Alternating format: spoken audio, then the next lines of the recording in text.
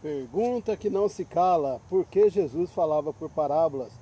Essa talvez seja uma das perguntas mais repetidas em relação ao ensino de Jesus. Cerca de um terço dos ensinos de Jesus foram feitos em parábolas. As parábolas era a história que Jesus contava para explicar verdades muito maiores. Do termo parábola vem do grego parábole, que significa colocar ao lado, ou seja, ele colocava uma história ao lado para explicar aquilo que de fato ele queria ensinar. Nessa história, ele ia criando um cenário, inserindo personagens que ia sendo usados para comparar e ilustrar principalmente as verdades do reino. No entanto, raramente Jesus explicava uma parábola para a multidão em geral. O discípulo, porém, sempre perguntava momentos a sós sobre qual o significado e a explicação da parábola. E agora você vai ter a explicação da parábola da candeia. Vós sois a luz do mundo, não se pode esconder uma cidade edificada sobre um monte, nem se acende uma candeia e se coloca debaixo do alqueire, mas no velador, e dá luz a todos que estão na casa. Assim resplandeça a vossa luz diante dos homens, para que vejam a vossa boas obras e glorifiquem o vosso Pai que estás nos céus. Mateus 5, 14 ao 16. Disse-lhes: vem porventura a candeia para ser posta debaixo do cesto ou debaixo da cama?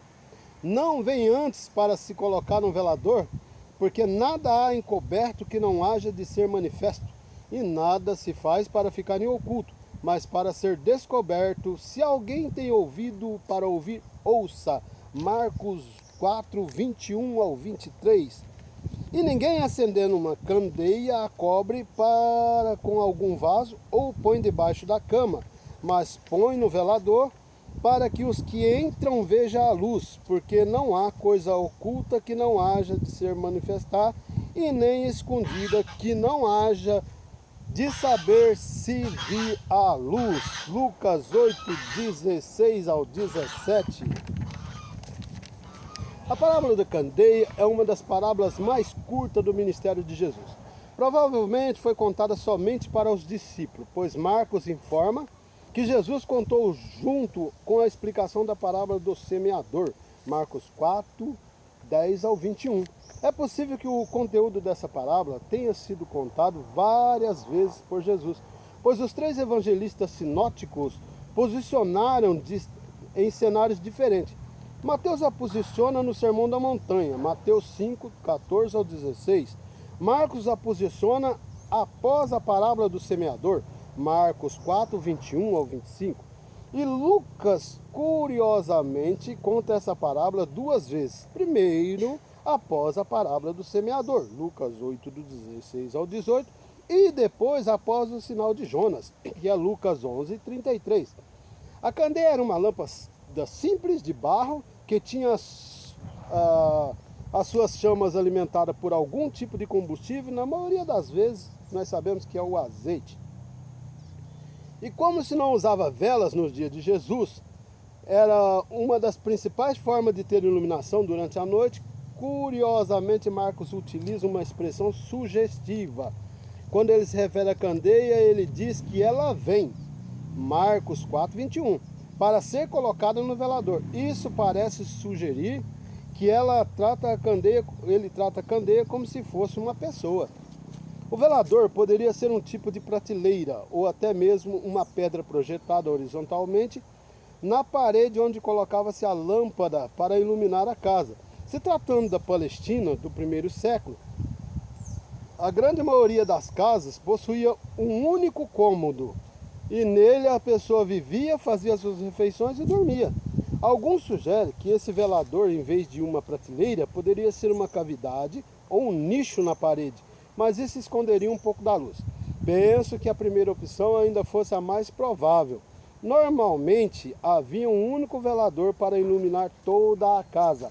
A expressão alqueire, que em outro texto pode também representar um tipo de recipiente onde era utilizado para tampar a candeia, abafar a chama e até apagá-la.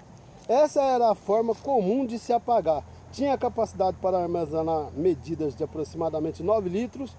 Devido às casas não terem janela e chaminé, não podia soprar para apagar a chama, pois criaria um fumaceiro. O mais certo mesmo era tampar a candeia.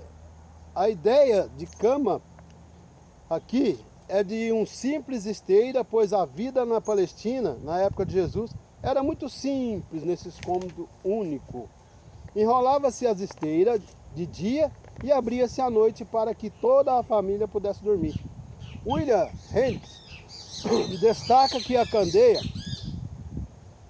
uma cama e um velador, às vezes podia representar quase tudo o que em uma casa de uma família simples daquela época, ou seja, Jesus estava utilizando de elementos comuns naqueles dias para transmitir o riquíssimo ensino. A pergunta que Jesus faz é se a lâmpada deve ser colocada embaixo da cama, embaixo do alqueire ou em cima do velador.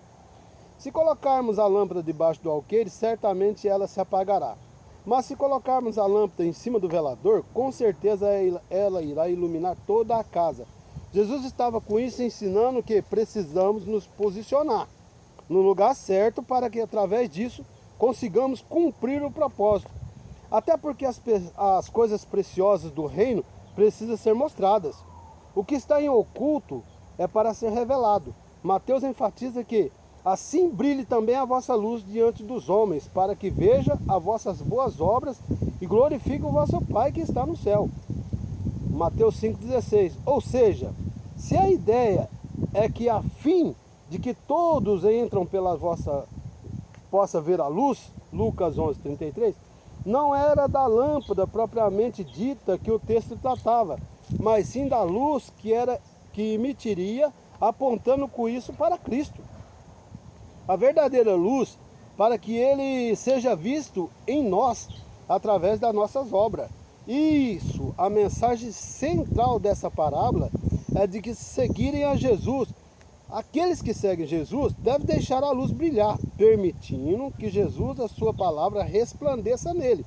E com isso nada irá conseguir esconder essa luz, manifestada através das obras, das nossas obras, né? É digno de nota que o fato dessa parábola ter sido registrada 2 vezes após a parábola do semeador, pode estar sugerindo, nesse contexto, que essa luz represente também a palavra de Deus, que foi representada também como a semente. Além disso, como essa parábola também foi contada paralela aos sinais de Jonas, ela poderia também deixar claro que, embora as estruturas religiosas e políticas da época tentavam apagar Jesus daquele cenário, nada iria apagá-lo, pois essa luz iria brilhar e resplandecer em todo o mundo. Tudo aquilo que tem apagado seu foco, tudo aquilo que tem apagado seu brilho para levar a palavra, se tem te impedido, Deus arranca. Não há nada oculto que não venha a ser revelado. E seja luz no mundo, seja luz. Ó, antes de ser luz, seja sal. O segredo é esse. Não queira brilhar antes de ser sal. Amém? Vamos continuar com os estudos.